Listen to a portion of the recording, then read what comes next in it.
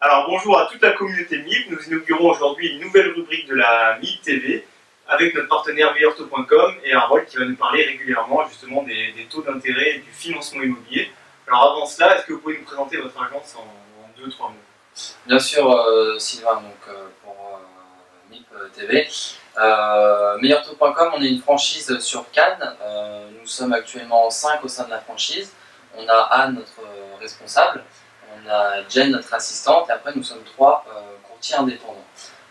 On a un spécialiste dans tout ce qui est regroupement de crédit, Cédric. Et après, 2 courtiers, je dirais, sur les crédits immobiliers classiques, Julien et moi-même. Sur le métier de courtier en lui-même, pour que les internautes comprennent, notre but est d'aller démarcher à leur place des partenaires bancaires pour obtenir les meilleures conditions de financement du marché, qu'ils aient accès le plus facilement possible à un crédit immobilier. Voilà. Pour avoir une idée, on travaille avec une douzaine de banques partenaires. Ce sont des banques nationales qui ont toutes pignon sur eux, comme BNP Paribas, Crédit Agricole et Société Générale. Très bien. Alors rentrons maintenant dans le vif du sujet. Comment se portent les taux d'intérêt actuellement? Alors, actuellement, on entend sur toutes les chaînes d'information, à la radio, les taux d'intérêt sont historiquement bas.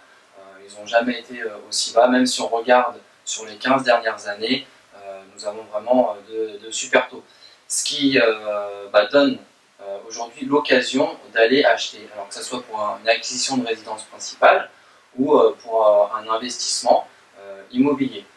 Il est conseillé d'apporter peut-être au moins les frais de notaire et après de ne pas forcément mettre plus d'argent par rapport au prix d'acquisition, laissez votre argent placé et emprunter. D'accord, alors quel taux peut-on espérer négocier par exemple pour des périodes de 15, 20 ou 25 ans? Alors c'est vrai que la période la plus commune est de 20 ans aujourd'hui, mais pour les 3 périodes, je vais vous indiquer des taux qu'on a pu négocier alors pour de très beaux profils, mais ça montre qu'on a quand même des belles marges de négociation aujourd'hui. Sur du 15 ans, on va avoir du 2,25%. Sur du 20 ans, on va être jusqu'à 2,45%. Et sur du 25 ans, c'est là où on a vraiment des belles baisses. On peut descendre à 2,90. D'accord, mais si les taux sont historiquement bas, qu'en est-il des conditions d'accès au crédit justement? On parle de plus en plus de durcissement. Effectivement, on entend cette information comme quoi il est de plus en plus compliqué d'accéder au crédit. Alors, les banques n'ont jamais changé leurs règles d'accession au crédit. Elles se basent aujourd'hui essentiellement sur 2 points qui sont l'endettement d'un foyer ou de la personne qui va emprunter et de l'apport. L'endettement, elles souhaitent aujourd'hui pour éviter à un foyer d'avoir un train de vie qui diminue, de rester entre 33 et 35% d'endettement. Voilà. Et après, on va aussi associer à l'endettement ce qu'on appelle le reste à vivre. Le reste à vivre, c'est très simple. C'est vos revenus moins les crédits. Et une fois qu'il vous reste une certaine somme d'argent, c'est ce qu'elle va prendre en compte la banque. On a à peu près, pour exemple, 1000 euros pour une personne seule, 1500 euros pour un couple, et après vous rajoutez 500 euros par enfant.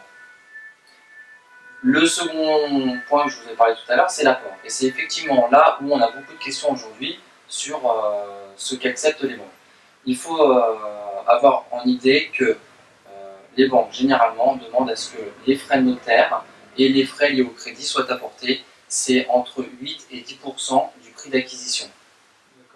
Pour une personne qui n'a pas ces frais, on a toujours des partenaires, certes moins, ils sont en baisse, mais on a toujours des partenaires qui acceptent, suivant la qualité du dossier et suivant l'endettement de l'emprunteur, qui acceptent de financer du 110%.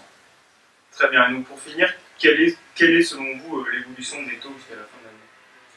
Alors, dans le contexte économique actuel, pour faire très simple, on va avoir un maintien des taux bas. Donc pas d'évolution à la hausse en perspective, pas plus de baisse, on va vraiment être sur une stabilisation des taux qui sont, comme on l'a dit au départ, vraiment très bas. Plusieurs raisons. Les banques continuent à emprunter au niveau de la Banque Centrale Européenne à un taux très très bas de leur côté pour inciter à faire justement des crédits pour relancer l'activité économique et notamment le secteur de l'immobilier. Et second point, il y a une concurrence forte entre les banques parce que aujourd'hui, une manière de gagner de nouveaux clients, c'est l'obtention d'un crédit, c'est leur délivrer un crédit, et donc pour ce faire, elles baissent leur taux, c'est comme ça qu'on est arrivé à des taux bas, et qui vont rester stables. Ok, merci Harold pour cet éclairage qui sera très utile pour la communauté MIP, et puis à très bientôt pour un nouveau point sur les taux.